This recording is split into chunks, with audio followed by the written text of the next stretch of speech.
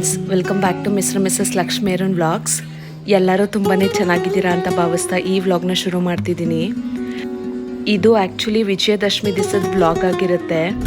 ವಿಜಯದಶಮಿ ದಿವಸ ಬೆಳಗ್ಗೆನೆ ಬೇಗ ಎದ್ದು ನಾನು ಪೂಜೆ ಎಲ್ಲ ಮುಗಿಸ್ಕೊಂಡ್ಬಿಟ್ಟಿದ್ದೆ. ಆಫೀಸ್ ಕೆಲಸ ಸ್ವಲ್ಪ ಇತ್ತು. ಪೂಜೆಗೋಸ್ಕರ ಸ್ಯಾರಿ ಎಲ್ಲ ಉಟ್ಕೊಂಡು ರೆಡಿ ಆಗಿಬಿಟ್ಟಿದ್ದೆ. ಅಚಾನಕ್ಕಾಗಿ ನಮ್ಮ ಭಾವ ನಮ್ಮ ಮನೆಯವ್ರಿಗೆ ಫೋನ್ ಮಾಡಿಬಿಟ್ಟು ಎಲ್ಲಾದರೂ ಹೊರಗಡೆ ಹೋಗೋಣ ಅಂತ ಕೇಳಿದ್ದಾರೆ. ಅದಕ್ಕೆ ನಮ್ಮ ಮನೆಯವರು ಕೂಡ ತುಂಬ ದಿವಸದಿಂದ ಹೊರಗಡೆ ಹೋಗೋದಕ್ಕೆ ಪ್ಲ್ಯಾನ್ ಮಾಡ್ತಿದ್ವಿ. ಸೊ ಹೆಕ್ಟಿಕ್ ಶೆಡ್ಯೂಲಿಂದ ಹೋಗೋಕ್ಕಾಗ್ತಿರ್ಲಿಲ್ಲ. ಹೋಗೋಣ ಅಂತ ಹೇಳಿಬಿಟ್ಟು ಅವರು ಕೂಡ ಹ್ಞೂ ಅಂದ್ಬಿಟ್ರು. ಈಗಲೇ ಹೊರಡಬೇಕು ಅಂತ ಹೇಳಿಬಿಟ್ಟು ಯೋಚನೆ ಮಾಡ್ಕೊಂಡ್ವಲ್ಲ, ಅದು ಸ್ವಲ್ಪ ಶಾಕ್ ಆಯಿತು. ಹಾಗೆ ಕ್ಲೈಂಟ್ ಮೀಟ್ ಮುಗಿಸ್ಕೊಂಡು ಸೀರಿಯಲ್ಲೇನೆ ಟ್ರಿಪ್ಪಿಗೆ ಹೊರಟಿದ್ದಾಯಿತು. ಮನೆಗೆ ಬಂದು 2 ಸೆಟ್ ಬಟ್ಟೆನ ಬ್ಯಾಗಲ್ಲಿ ಹಾಕ್ಕೊಂಡು ನಮ್ಮ ಪಯಣನ ಶುರು ಮಾಡಿದ್ವಿ. ಆ್ಯಕ್ಚುಲಿ ಇವತ್ತು ನಾವು ಮಂದಾರಗಿರಿ ಹಿಲ್ಸ್ಗೆ ಹೋಗಬೇಕು ಅಂತ ಹೇಳಿ ಪ್ಲ್ಯಾನ್ ಮಾಡಿದ್ವಿ. ಬಟ್ ಆದರೆ ರೋಡ್ ಕನ್ಜೆಷನ್ಸ್ ಇದ್ದಿದ್ದರಿಂದ ಬೇಡ ಅಂತ ಹೇಳಿಬಿಟ್ರು.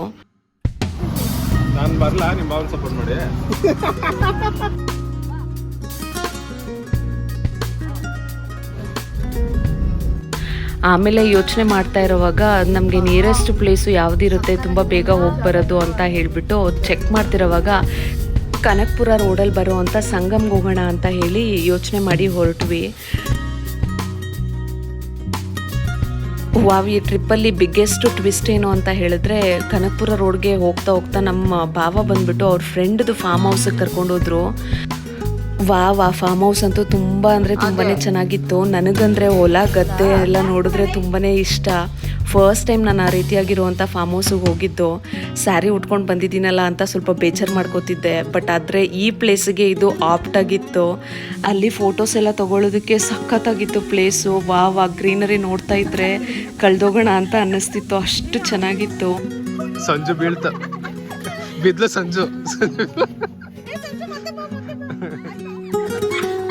ನಾನು ಆ್ಯಕ್ಚುಲಿ ಫಸ್ಟ್ ಟೈಮು ಈ ರೀತಿಯಾಗಿರುವಂಥ ಎಕ್ಸ್ಪೀರಿಯೆನ್ಸ್ನ ಫೀಲ್ ಮಾಡಿದ್ದು. ಸುತ್ತಮುತ್ತಲು ಹೊಲ ಗದ್ದೆ ಮತ್ತು ತೆಂಗಿನ ತೋಟ ಇದರಲ್ಲೆಲ್ಲ ನಾನು ಓಡಾಡ್ತಾ ಎಲ್ಲ ಫೀಲ್ ಮಾಡ್ಕೊಂಡಿದ್ದು. ನಾನು ಈ ರೀತಿಯಾಗಿರುವಂಥ ಪ್ಲೇಸಸ್ನ ಬರೀ ಟಿ ವಿಲಿ ಮಾತ್ರ ನೋಡಿದ್ದೆ. ಕಣ್ಣಿಗೆ ಎಷ್ಟು ಹಿತ ಕೊಡ್ತಿತ್ತು ಅಂದರೆ ಹಚ್ಚು ಹಸಿರಾಗಿತ್ತು. ಅಲ್ಲಿ ಟಚ್ ಮಿ ನಾಟ್ ಪ್ಲ್ಯಾಂಟ್ ಎಲ್ಲ ಇತ್ತು, ಅದರಲ್ಲೆಲ್ಲ ಆಟ ಆಡ್ಕೋತಾ ಬಂದ್ವಿ. ಅಂದರೆ ಎಷ್ಟೇ ದುಡ್ಡು ಕೊಟ್ರು ಈ ರೀತಿಯಾಗಿರುವಂಥ ಫೀಲು ರೆಸಾರ್ಟ್ಸಲ್ಲೆಲ್ಲ ಬರೋದಿಲ್ಲ. ನಮ್ಮ ರಿತ್ವಿಕು ಮತ್ತು ಆ ಮನೆ ಮತ್ತು ಹೊಲ ನೋಡ್ಕೋತಿದ್ರಲ್ವ, ಆ ಅಂಕಲ್ ಒಬ್ಬರಿದ್ರು. ಅವರು ಎಲ್ಲೋ ತುಂಬ ದೂರ ಹೋಗಿ ಎಳ್ನೀರೆಲ್ಲ ಕುಯ್ಕೊಂಡು ತೊಗೊಂಬಂದಿದ್ರು. ಎಳ್ನೀರಿಗೆ ನಾನಂತೂ ಫಿದಾಗಿ ಹೋಗ್ಬಿಟ್ಟೆ. ಅಮೃತ ಥರ ಇತ್ತು ಸತ್ಯವಾಗ್ಲೂ ಆ ಎಳ್ನೀರು. ನಮ್ಮ ಬೆಂಗಳೂರಲ್ಲಂತೂ ಈ ರೀತಿಯಾಗಿರುವಂಥ ಇಷ್ಟೊಂದು ಫ್ರೆಶ್ ಆಗಿರೋ ಎಳ್ನೀರಂತೂ ಸಿಗೋದು ಚಾನ್ಸ್ಲೆಸ್ಸು. ಟಾಪ್ ನಾಚಾಗಿತ್ತು ಟೇಸ್ಟ್ ಮಾತ್ರ. ಒಂದು ಕುಡ್ದಿದ ತಕ್ಷಣ ಹೊಟ್ಟೆ ತುಂಬೋಯ್ತು. ಬಟ್ ಆಸೆಗಂತ ಇನ್ನೊಂದು ಎಳ್ನೀರನ್ನ ತಗೊಂಡು ನಾನು ನಮ್ಮ ಮನೆಯವರು ಶೇರ್ ಮಾಡ್ಕೊಂಡ್ವಿ.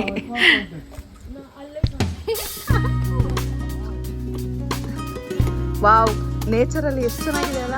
ನನಗೂ ಈ ರೀತಿಯಾಗಿರುವಂಥ ಫಾರ್ಮ್ ಹೌಸ್ ಮಾಡಬೇಕು ಅಂತ ತುಂಬಾನೇ ಆಸೆ.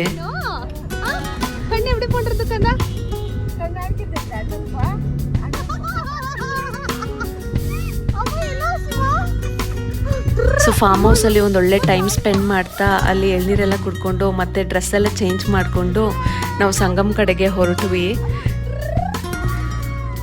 ನಮ್ಮ ಪುಟಾಣಿಗೆ ಅವ್ರ ಅಣ್ಣನ ಕಂಪನಿ ಇತ್ತು ಅಂತ ಹೇಳಿದ್ರೆ ಸಖತ್ತಾಗಿ ಎಂಜಾಯ್ ಮಾಡ್ತಾನೆ. ಸಖತ್ ನಾಟಿ ಆಗೋಗ್ಬಿಟ್ಟಿದ್ದಾನೆ ಈಗ. ಅವನು ನಂತರನೇ ಕರ್ವ್ಸ್ ಎಲ್ಲ ಬಂದಾಗ ಸ್ವಲ್ಪ ಭಯ ಬೀಳ್ತಾನೆ. ಸೊ ಹೀಗೆ ಮುಂದೆ ಸಂಗಮ್ಗೆ ಹೋಗೋವಾಗ ಇಲ್ಲಿ ಕಾರ್ಡ್ಗೆ ಎಂಟ್ರಿ ಕೊಡೋವಾಗ ಈ ರೀತಿ ಪ್ಲೇಸ್ ಬರುತ್ತೆ, ಚೆಕ್ ಪೋಸ್ಟು. ಅಲ್ಲಿ ನಮ್ಮ ಡೀಟೇಲ್ಸ್ನೆಲ್ಲ ನಾವು ಎಂಟ್ರಿ ಮಾಡಿ ಮುಂದಕ್ಕೆ ಹೊರಡಬೇಕಾಗತ್ತೆ. ಇನ್ನೂ ಇದು ಕಾಡಾಗಿರೋದ್ರಿಂದ ನಾವು ಮುಂದೆ ಹೋಗ್ತಾ ಹೋಗ್ತಾ ಮುದ್ದಾಗಿರುವಂಥ ಪುಟಾಣಿ ಕೋತಿಗಳು ರಾಶಿ ರಾಶಿ ಇದ್ವು. ಇನ್ನೂ ಇಲ್ಲಿ ಜಿಂಕೆಗಳು ಕೂಡ ಕಾಣಿಸಿಗತ್ತೆ. ನಮ್ಮ ಮನೆಯವರು ಮುಂಗ್ಸಿ ನೋಡಿದ್ರಂತೆ, ನನಗೆ ಕಾಣಿಸ್ಲಿಲ್ಲ ಅದು.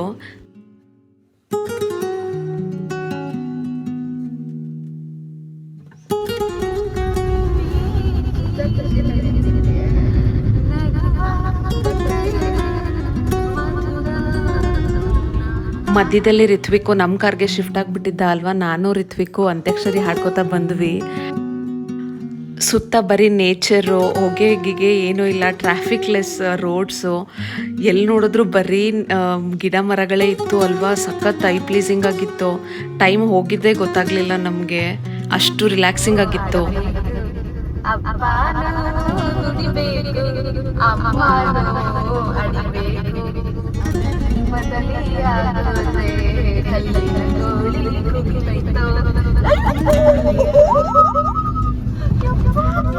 ಆ ಕರ್ವಿ ರೋಡ್ಸ್ಗೆ ಸ್ವಲ್ಪ ಭಯ ಆಗೋಯ್ತು ನನಗೆ.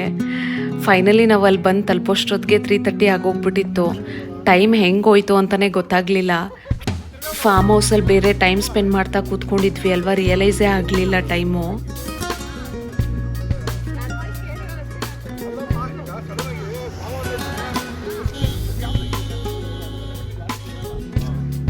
ಕನಕ್ಪುರದಿಂದ ಸ್ವಲ್ಪ ಮುಂದೆ ಹೋದ್ರೇ ನಮ್ಗೆ ಈ ಪ್ಲೇಸ್ ಸಿಕ್ಬಿಡುತ್ತೆ. ಸಂಗಮ್ಗೆ ಬೆಂಗಳೂರಿಂದ 1.5 hour ಜರ್ನಿ ಅಷ್ಟೇನೆ. ಇಲ್ಲಿ ಸ್ಪೆಷಾಲಿಟಿ ಏನು ಅಂತ ಹೇಳಿದ್ರೆ, ಇಲ್ಲಿ ಈ ರೀತಿಯಾಗಿರೋಂಥ ಫಿಶ್ ಸ್ಟಾಲ್ಸ್ನ ನೋಡೋಕೆ ಸಿಗುತ್ತೆ. ಸೊ ಇಲ್ಲಿ ಫಿಶ್ಶು, ಕ್ರ್ಯಾಬು ಎಲ್ಲನೂ ಮಾರ್ತಿರ್ತಾರೆ. ಅಲ್ಲೇ ಫ್ರೆಶ್ ಆಗಿ ಹಿಡ್ದಿರೋಂಥ ಮೀನುಗಳವು. ನಾನು ಫಿಶ್ ಸ್ಟಾಲ್ಗೆ ಹೋಗೋಕ್ಕೆ ಮೊದಲೇ ಹೇಳ್ತಿದ್ದೆ ಕ್ರೌಡೆಡ್ ಇರೋವಂಥ ಪ್ಲೇಸಿಗೆ ಹೋಗೋಣ ಅಂತ. ಯಾಕಂದರೆ ಖಾಲಿ ಇತ್ತಂದರೆ ಜನ ತಿಂದಿರಲ್ವಲ್ಲ, ಓಲ್ಡ್ ಫಿಶ್ ಕೊಟ್ಬಿಡ್ತಾರೆ ಅಂತ ಹೇಳಿಬಿಟ್ಟು. ಸೊ ನಾವು ಅವಾಗ ತಾನೇ ಹೋದ್ವಿ, ಅವಾಗ ತಾನೇ ಕಲಿಸ್ತಾ ಇದ್ರು ಆ ಫಿಶ್ನ, ಅದನ್ನೇ ತೊಗೊಂಡ್ವಿ ನಾವು. ಅಂದರೆ ಸ್ವಲ್ಪ ಬೇಜಾರೇನು ಅಂತ ಹೇಳಿದ್ರೆ, ಜಾಸ್ತಿ ಫುಡ್ ಕಲರ್ಗಳು ಹಾಕ್ಬಿಟ್ಟಿದ್ರು. ಅದು ಒಂದು ಸ್ವಲ್ಪ ಬೇಜಾರಾಯಿತು. ಅದು ಬಿಟ್ಟರೆ ಟೇಸ್ಟಿಯಾಗಿತ್ತು ಫಿಶ್ಶು ಮಾತ್ರ.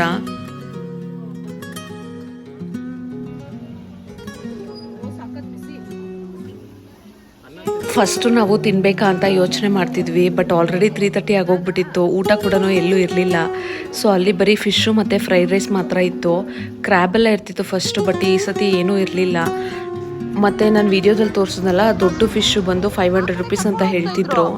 ಅಂದರೆ ಒಂದೊಂದು ಕಡೆ 600 rupees ಕೂಡ ಮಾರ್ತಿದ್ರು. ನಾವು ಚಿಕ್ಕದು ಫಿಶ್ಗಳು ತೊಗೊಂಡ್ವಿ. ಒಂದು ಫಿಶ್ಶು 50 rupees ಇತ್ತು ಅಷ್ಟೇನೆ. ಮತ್ತು ಫ್ರೈಡ್ ರೈಸ್ ತೊಗೊಂಡು ತಿಂದ್ಬಿಟ್ಟು ಆಟ ಆಡೋದಕ್ಕಂತ ನೀರು ಕಡೆ ಬಂದ್ಬಿಟ್ವಿ. ಆ್ಯಕ್ಚುಲಿ ನಾವು ಸಂಗಮ್ಗೆ ಪ್ಲ್ಯಾನ್ ಮಾಡಿದ್ದು ತೆಪ್ಪದಲ್ಲಿ ಹೋಗೋಣ ಅಂತ ಹೇಳಿ. ಫಸ್ಟ್ ಎಲ್ಲನೂ ನಾವು 5 to 6 years ಮುಂಚೆ ಬಂದಿದ್ವಿ. ಆಗ ಸುಮಾರು ತೆಪ್ಪಗಳಿದ್ವು.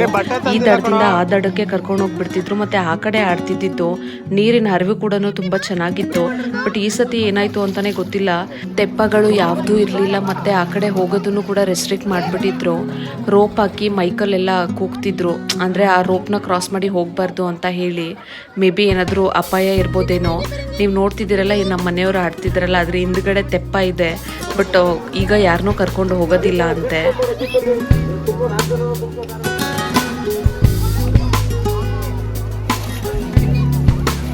ಆ್ಯಕ್ಚುಲಿ ನಾವು ಎಕ್ಸ್ಟ್ರಾ ಪೇರ್ ಆಫ್ ಡ್ರೆಸ್ಸಸ್ಸು ತಂದಿರಲಿಲ್ಲ, ಅದಕ್ಕೆ ನೀರಲ್ಲೂ ಆಡೋಕ್ಕಾಗಲಿಲ್ಲ. ಬಟ್ ನಮ್ಮ ರಿತ್ವಿಕ್ ಮಾತ್ರ ಸ್ವಿಮ್ಮಿಂಗ್ ಗಾಗಲ್ಸ್ ಎಲ್ಲ ತೊಗೊಂಡು ರೆಡಿಯಾಗಿ ಬಂದಿದ್ದ. ನಾವು ತೆಪ್ಪದಲ್ಲಿ ಹೋಗೋಣ ಅಂತ ಅಂದ್ಕೊಂಡು ಪ್ಲ್ಯಾನ್ ಮಾಡ್ಕೊಂಡು ಬಂದಿದ್ವಿ, ಬಟ್ ಅದು ಫ್ಲಾಪ್ ಆಗೋಯ್ತು. ನೀವೇನಾದರೂ ಬಜೆಟ್ ಫ್ರೆಂಡ್ಲಿ ಮತ್ತು ಲೆಸ್ ಟೈಮ್ ಕನ್ಸ್ಯೂಮಿಂಗ್ ಟ್ರಿಪ್ನ ನೀವೇನಾದರೂ ಪ್ಲ್ಯಾನ್ ಮಾಡ್ತಿದ್ರೆ, 1 day ಟ್ರಿಪ್ಗೆ ಇದು ಆಪ್ಟ್ ಅಂತಲೇ ಹೇಳ್ಬೋದು. ಅಪ್ರಾಕ್ಸಿಮೇಟ್ಲಿ 3,000 to 4,000 ಕಾಸ್ಟ್ ಆಗುತ್ತೆ. ಫುಡ್ಡು ಮತ್ತು ಫ್ಯೂಲ್ ಅಷ್ಟು ಬಿಟ್ಟರೆ ಇನ್ನೇನು ಎಕ್ಸ್ಪೆನ್ಸಸ್ ಇರಲ್ಲ. ನೇಚರ್ ಲವರ್ಸ್ಗೆ ಇದು ಬೆಸ್ಟ್ ಅಂತ ಹೇಳ್ಬೋದು. ಸರಿ ಅಂತ ಹೇಳಿ ನದಿ ದಡದಲ್ಲೇ ನಿಂತ್ಕೊಂಡು ಆಟ ಆಡ್ಕೊಂಡು ಬಂದ್ವಿ ಸ್ವಲ್ಪ ಹೊತ್ತು. ಬಟ್ ನಮ್ಮ ಪುಟಾಣಿ ಅಂತೂ ಸಖತ್ ಎಕ್ಸೈಟೆಡ್ ಆಗಿಬಿಟ್ಟಿದ್ದ. ನೀರಲ್ಲಿ ಆಟ ಆಡೋದಂದರೆ ಸಖತ್ ಖುಷಿ ಅವನಿಗೆ. ನೀರಲ್ಲಿ ಇಳಿದ್ಬಿಟ್ಟು ಬರೋದೇ ಇಲ್ಲ ಅಂತ ಹಠ ಮಾಡ್ತಿದ್ದ. ಬಟ್ಟೆ ಎಲ್ಲ ಒದ್ದೆ ಮಾಡ್ಕೊಂಡ್ಬಿಟ್ಟಿದ್ದ.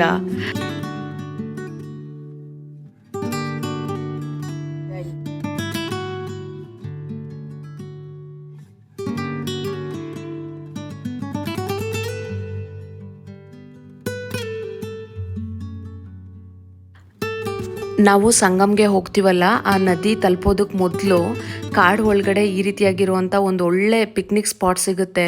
ಸುತ್ತಮುತ್ತ ಬರೀ ಬೆಟ್ಟ ಗುಡ್ಡಗಳೇ ಇರ್ತವೆ. ಟಿ ವಿಲಿ ತೋರಿಸ್ತಾರಲ್ಲ ಫ್ಯಾಮಿಲಿ ಜೊತೆ ಪಿಕ್ನಿಕ್ ಹೋಗೋಕ್ಕೆ ಪ್ಲೇಸು, ಆ ರೀತಿ ಇರುತ್ತೆ ಅದು. ಆ ವೆದರ್ ಅಂತೂ ಸಖತ್ತಾಗಿತ್ತು. ಆ ಪ್ಲೇಸ್ನ ನೋಡಿದ್ರೆ ತುಂಬ ಏಸ್ಥೆಟಿಕ್ಕಾಗಿ ಫೀಲ್ ಆಗುತ್ತೆ. ಆ ಸನ್ಸೆಟ್ ಟೈಮಲ್ಲಿ ಯೆಲ್ಲೋಯಿಶ್ ಕ್ಲೌಡು, ಮತ್ತು ಹಿಂದೆ ಎಲ್ಲನೂ ಬೆಟ್ಟಗಳು ಒಂದರಿಂದ ಒಂದು ಜೋಡಿಸ್ದಂಗೆ ಸಾಲಾಗಿರ್ತವೆ. ಅಷ್ಟು ಚೆನ್ನಾಗಿರುತ್ತೆ ಆ ಪ್ಲೇಸ್ ಮಾತ್ರ. ಫ್ರೆಂಡ್ಸ್ ಆ್ಯಂಡ್ ಫ್ಯಾಮಿಲಿ ಜೊತೆ ನೀವೇನಾದರೂ ಪಿಕ್ನಿಕ್ ಪ್ಲ್ಯಾನ್ ಮಾಡ್ತಿದ್ರೆ ಈ ಸ್ಪಾಟು ಬೆಸ್ಟ್ ಅಂತಲೇ ಹೇಳ್ಬೋದು. ಕ್ಯಾಂಪಿಂಗ್ ಥಿಂಗ್ಸ್ ಎಲ್ಲ ಅರೇಂಜ್ ಮಾಡಿಕೊಂಡು, ನಾವು ಟೆಂಟ್ ಎಲ್ಲ ಹಾಕ್ಕೊಂಡು, ಮತ್ತು ಮ್ಯೂಸಿಕ್ನ ಪ್ಲೇ ಮಾಡ್ತಾ, ಜಸ್ಟು ಸಿಂಪಲ್ ಆಗಿರೋ ಮ್ಯಾಗಿ ಅಥವಾ ಆಮ್ಲೆಟ್ಟು ಈ ರೀತಿಯಾಗಿರುವಂಥ ಸ್ನ್ಯಾಕ್ಸ್ ಎಲ್ಲ ತಿಂತಾ ಫ್ಯಾಮಿಲಿ ಜೊತೆ ಫ್ರೆಂಡ್ಸ್ ಜೊತೆ ಹರಟೆ ಹೊಡ್ಕೋತಾ ಕೂತ್ಕೊಂಡ್ರೆ ಈ ಸ್ಪಾಟು ಹೆವನ್ಲಿ ಅಂತಲೇ ಹೇಳ್ಬೋದು. ಅಷ್ಟು ಚೆನ್ನಾಗಿರುತ್ತೆ. ಇನ್ನು ಫೋಟೋ ಶೂಟ್ಸ್ಗೂ ಈ ಪ್ಲೇಸು ತುಂಬಾ ಚೆನ್ನಾಗಿರುತ್ತೆ. ಸೊ ಒಂದೊಳ್ಳೆ ಟೈಮ್ ಸ್ಪೆಂಡ್ ಮಾಡಿದ್ವಿ. ಅನ್ಎಕ್ಸ್ಪೆಕ್ಟೆಡ್ಲಿ ಹೆಂಗೋ 1 day ಟ್ರಿಪ್ನ ಪ್ಲ್ಯಾನ್ ಮಾಡಿದ್ವಿ. ಬಟ್ ಅದು ಆರ್ಗನೈಸ್ಡಾಗಿ ಇರಲಿಲ್ಲ. ಅಲ್ಲಿ ಸಂಗಮ್ಗೆ ಹೋದಾಗ ನಮಗೆ ತೆಪ್ಪ ಇರಲಿಲ್ಲ ಅನ್ನೋದು ಬಿಟ್ಟರೆ ಬೇರೆ ಇನ್ನೆಲ್ಲ ತುಂಬಾ ಚೆನ್ನಾಗಿತ್ತು ಇವತ್ತಿನ ಡೇ. ಹಾಗೆ ಟೈಮ್ ಸ್ಪೆಂಡ್ ಮಾಡ್ತಾ ಮನೆಗೆ ಹೊರಟ್ವಿ. ಮನೆಗೆ ಹೊರಡೋ ಟೈಮಲ್ಲಿ ಸಂಜು ಮತ್ತು ರಿತ್ವಿಕ್ ಕೂಡ ನಮ್ಮ ಕಾರಲ್ಲೇ ಕೂತ್ಕೊಂಡಿದ್ರು.